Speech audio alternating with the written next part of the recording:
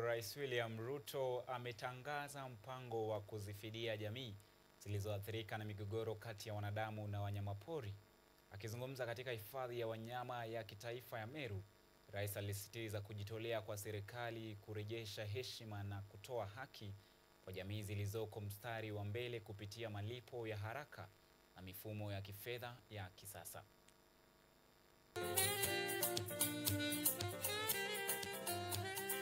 Rais William Ruto amezindua rasmi utoaji wa malipo ya shilingi milioni 950 kwa jamii zilizoathirika na migogoro ya wanyamapori. Mpango huu ni sehemu ya mkakati mpana wa serikali kukabiliana na changamoto zinazowakumba wakazi wanaoishi kando ya urithi mkubwa wa wanyamapori wa Kenya. Gregory Mwenda, asante sana. Cheki ya shilingi milioni 2,500. Samuel Kanadi. Rais Ruto alisitiza umuhimu wa kurejesha heshima na kutoa haki kwa jamii hizi ambazo zimekumbwa na hasara kubwa kutokana na uharibifu wa mazao, mauaji ya mifugo na hata majeraha ya kibinafsi yaliyosababishwa na wanyamapori. Matatizo mengi yanatokea kati ya wananchi na wanyama wa pori kwa sababu wananchi hawaoni faida ya huyu mnyama. Na wananchi asipoona faida ya mnyama wa pori, hapo ndio kunatokea matatizo. Na ndio sababu we have to do justice.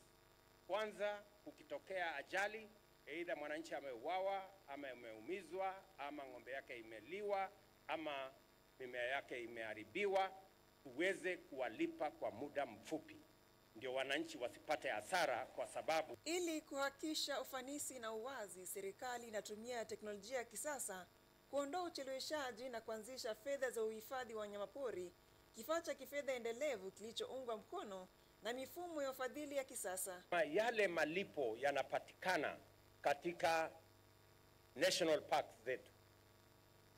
Kulikuwa na shida kidogo pale, tukasema sasa yakusanywe kwa njia ya dijitali ama e-citizen.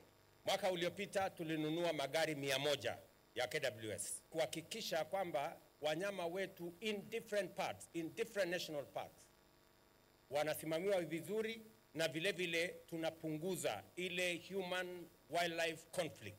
Tangu mwaka 2018 serikali imeshatoa jumla ya shilingi bilioni 4.8 kama fidia, ambapo sehemu kubwa ya malipo haya yametolewa chini ya utawala wa sasa.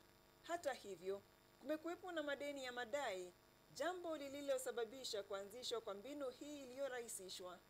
Pale 2023, 2022, wale ambao ni rangers na wardens ambao wanatusaidia kulinda wanyama wa pori na kusimamia national parks, game reserves yetu katika Kenya, walikuwa wachache mno. Ndio nikaamurisha KWS waajiri vijana wengine 1,500.